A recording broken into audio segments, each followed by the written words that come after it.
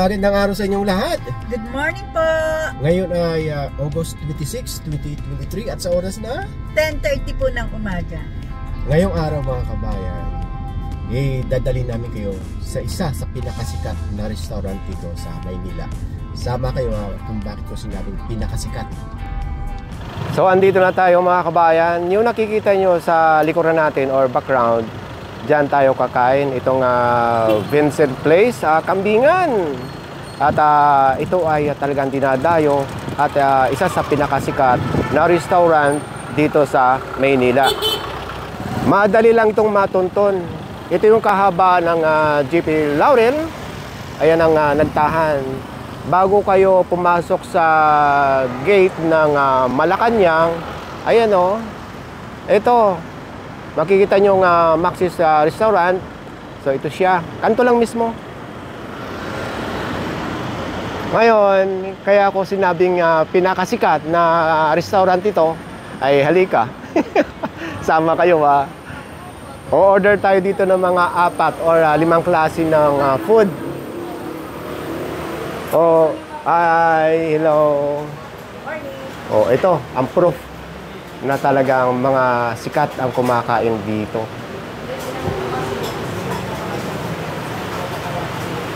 Kilalanin nyo na lang.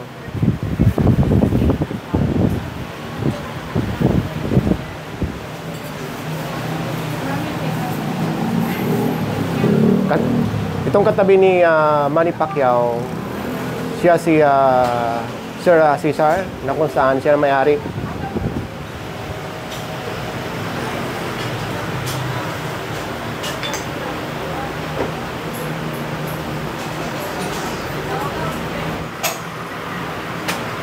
So, ito pa yung mga proof na talagang sikat na itong Kambingan Place Restaurant. Ang dami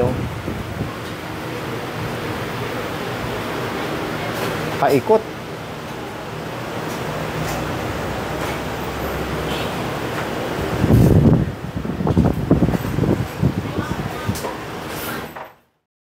So yun, bumuhos na yung malakas na ulan. At dito sa baba ay naging maganda dahil nag-mix yung lamig sa kayong parang pinaka-humid. Dito nga pala, dito tayo kakain dahil nga walang aircon dito. Pero yung sa taas, mayroon kung gusto ninyo. Ngayon, nag-order tayo ng 6 na klase ng dish nila dito at titikman natin. Dahil yung kaldereta na matagal na natin hindi natitikman, dito natin ngayon matitikman. Saka yung isa pa rin sa hindi ko pa na natitikman, yung kinilaw na kambing. At marami pang iba. Mamaya abangan yung kanilang menu at ipapakita ko sa kanila yung iba pa nilang signature dish dito, saka yung ating bill. Ang open nitong Vincent Place Kambingan ay Monday to Saturday, 9 a.m. to 10 p.m. Pero pag Sunday, close sila dito sarado. Pero doon sila sa Legazpi Village. Ilalagay ko yung kanilang Facebook page sa description ng ating video kung sakaling meron kayong katanungan or mag-order kayo. So yun, doon lang kayo mag-inquire. Ito pala yung mga name ng ating in-order. Sinampalukang tuhod ng kambing. Dahil karamihan nakakatikim tayo yung sinampalukang ulo ng kambing. Tapos papaitan, masarap yun pag mainit. Yes. May beer nga pala dito Sabay pulutan. Kilawin, kaldereta, salt and pepper. Parang ano yun spare ribs. Spare ribs. Yes. Tapos scallops at yung rice. Ngayon, abangan nyo yung iba pang menu. At makikita nyo doon ang iba pa nilang signature dish. Dumating na yung ating 6 na order ng food or dish dito sa harapan natin. Ngayon, ang una natin titikman, siyempre yung masarap habang mainit pa. Yes. Itong papaitan, tingnan nyo mga kabayan. Ngayon, masarap dito. Lalagyan ng kalamansi saka sili. Malaki ang servings nila dito. Titikman natin ito nang wala mo ng kalamansi sa kasili. Ito naman yung, yung laki ng sinampalukang tuhod. Unahin ko muna itong papaitan. Ikaw, sweetie. Ako na kukuha. Sige. Tikman muna natin ng walang kalamansi at sili. So hindi mo na masyadong inasiman para sa kalamansi at patis. Lagyan natin. Medyo malasa na siya. Kaya lang sabi ko nga, kalamansi na lang ako. Masarap na may kalamansi at patis saka sili. Mas lalong sumarap. At nasa harap na natin yung lahat ng dish nitong kambing. Eh wala akong naaamoy na mango. Yes. Wala. Wala pong anggo. Ang maganda dito sa meat ng kambing, wala kang makikitang sibo. Yes. Yun ang Organic kaibahan kasi siya, nito. da. Siyempre, lamang loob. Yeah. May laman din siya. Lamang loob na liver, yung kanyang lung, tapos tuwalya. Hindi siya masyadong kapaitan. So lumalamang yung kunting asin niya, saka hindi ko na maipaliwanag. Kasi nga may kalamansi yung nilagay mo, kaya may maasim. Yung kanina hindi ko pa nilagyan. Titigman naman natin itong sinampalukang tuhod ng kambing. Ayan. Kaya nyo to. Siguro ang bigat nito ay nasa 1/4. 1/4. Pero siguro hindi pa ito luto. Mahigit siguro ito 1 kilo. Hindi naman. Oo, malaki ito Nakalimutan ko ng tanggalin ng sombrero ko. Pasensya na kayo. Sobrang excited. Mukhang malambot yung yung meat. Malaman. At saka talagang wala akong nakikitang sibo. Tikman muna natin. Ay, gusto ko. Nag-crash sila. May nag-crash na motor doon. Kaya napaay sila. Umuulan kasi madulas.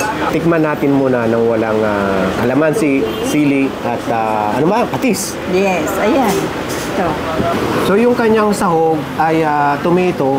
Mga ilang ingredients lang ito para huling-huli yung lasa ng meat. Hindi siya masyadong kaasiman. Nanlalagas na sa kalamutan. Nanlalagas, ayan, ayan. Malambot yung laman. Dali, mukhang malalaglag. Tignan nyo. Ito yung laman niya, mga kabayan. Napaka-tender talaga. Pag hindi mo siya hiniwa, hindi talaga malalagas. Yes. Pero, ang pinaka maganda doon, yung texture niya, habang hindi siya ginagalaw, buo pa rin. Titikman natin ng walang kalamansi at sili or patis. Super lambot. Malasa siya. Ang sarap ng kanyang skin. Lalo nang malagyan itong kalamansi at patis. Sarap. Ang number 1 nagpasarap dito is walang amoy. Ang masasabi ko lang, mga kabayan, dalawa pa lang yung titikman natin. Yung mga alam nyo hindi kumakain ng kambing, dali nyo dito. Tignan nyo, mga kabayan, ang lambot-lambot nito. Para bang ang panglasa ko roast tuhod ng kambing. Yun. Ngayon, ang titikman naman natin, itong kinilaw na kambing saka itong kalderitang kambing. I-review mo yan, Tapos, itong titikman ko. Masarap din daw ito sa kalamansi, patis at sili. Kaya hindi ko tinatanggal ito. Ngayon, titikman muna natin ng walang sili, kalamansi at patis.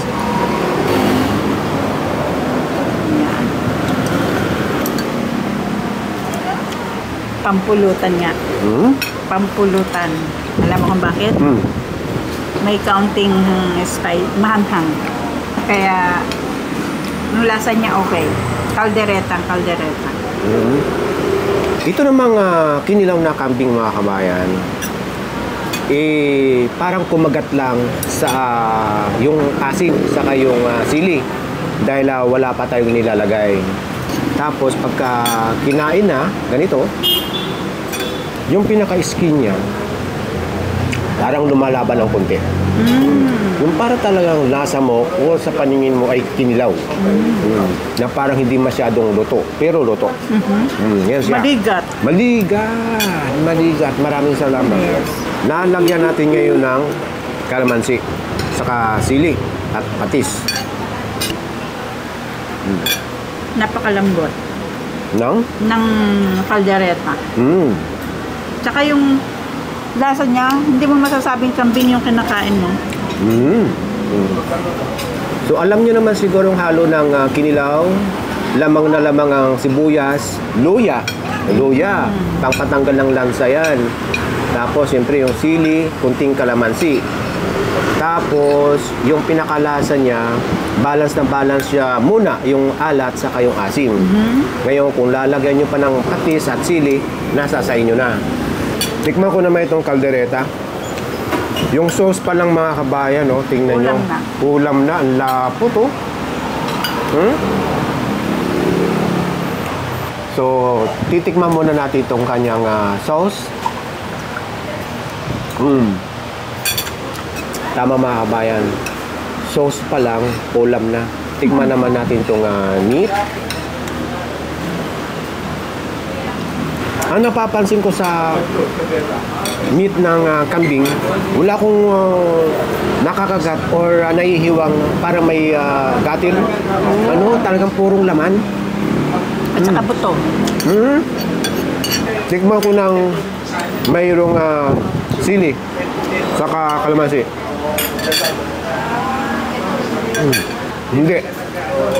Hindi bagay sa kalamansi sa kapatis. Talagang sili lang ang ilalagay. Sili lang talaga ang ilalagay. Yung natitikman natin kaldereta, lumalamang yung tomato o tomato paste. So ito hindi masyado. Balance silang lahat. Nagmimix talaga yung lasa ng kambing. Ibig sabihin yung kambing talagang malasa. Malasa yung kambing, hindi nagpapatalo.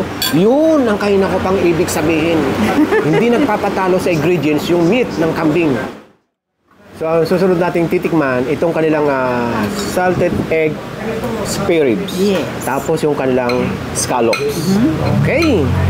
Masarap din daw ito pagka nilagyan ng kalamansi, saka sili at patis. Pero titikman muna natin ng tawag dito, nang wala pa ng mga ganun. Ito yung pinaka spare ribs niya. Ang cute, di ba? Oo, ang cute niya ulit, oh. Tapos, ayan. Oh, yun. Ito siya, oh. So, ang kanyang mga topping, siyempre, siling haba, sili, sibuyas, at kung ano-ano pa. May nakikita yata akong tomato rito, saka bell pepper. Ayan, oh. So, yun nga. Titikman natin muna ng walang kalamansi at sili.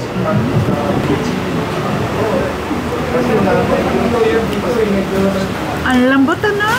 Ang lambot ng meat. Ang sarap. So malamang yung salted egg dito, dinurog-durog na. Hindi ko makita kung bakit tinawag na salted egg spare ribs. Lalagyan natin ngayon ng kalamansi, sili at patis. Ikaw, anong ano mo? Ako nga, basta may ganito lang siya, lalo mas masarap. Di ba? Mas okay siya mga kabayan pagka lalagyan ng patis, saka sili at kalamansi. Panalo. Puntahan nyo ito mga kabayan. Pero malamang marami nakakalam ito kasi since 1980 pa So magpo 44 years na. Scallops nila okay rin ang lasa. Yung parking, okay naman pagka nauna kayo. Pwede naman doon sa kabila, sa mga gilid-gilid, okay lang. Pero bintahe sa mga nakamotor. Yes. Crunchy yung scallops nila. Kakaiba yung scallops nila kasi may salted egg. Baka namali, dapat ito sana dito. Hindi, yan talaga yan. Oo, hinahanap ko yung salted egg dito, hindi ko makita Natawa ako. Kasi namali ako. Clarification lang. Ito nga pala ay salt and pepper spare ribs. Yes. Iba naman pala yung salted egg spare ribs. Kaya pala wala akong nakikitang egg dito. Naalala ko kasi meron tong salted egg. Ito scallops. So ito, salted egg scallops. So ayan siya. Ang cute kagati ng scallops. So ang lasa nito scallops, crunchy nga siya. Tapos yung parang naghalo yung flavor nitong salt nung itlog na maalat at saka yung amoy niya. Yun ang aroma niya. So ito yung kanyang sauce. Butter siya. Masarap ito isabaw sa rice. Sarap. Di ba? Sarap ng pulutan. Tingnan nyo mga kabayan ha, itong papaitan. Kanina pa tayo at lumamig na, so wala ka nakikitang sibo. Yes. Puro pa rin. So tikman natin ang salted egg na may kasamang scallops.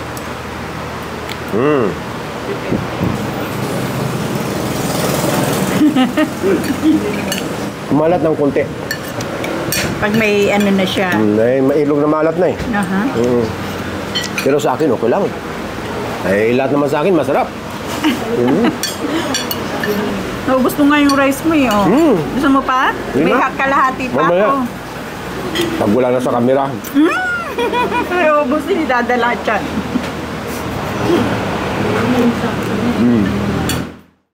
So yung nakikita nyo mga food na sa screen na natikman natin, kaya iba-iba ang sarap, iba-iba ang klase ng luto, iba-iba ang ingredients, pero ang masasabi ko, first time, hindi nagpahuli ang lasa ng meat ng kambing.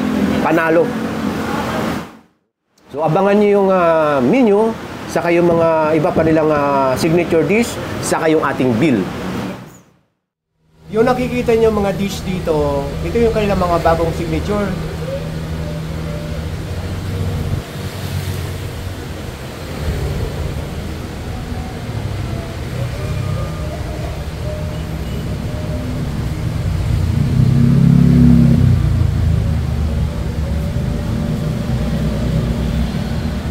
Tapos, ito naman yung iba nilang mga dish. Ito yung kanilang menu.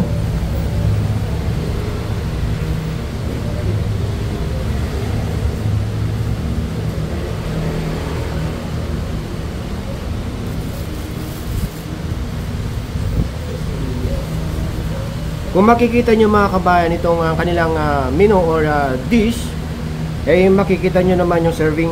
Ang lalaki niyan. Good for 3 persons na yan. So ito naman yung mga kinain natin at babayaran. May discount na ito mga kabayan ha. Kasi tayo nga senior citizen ha.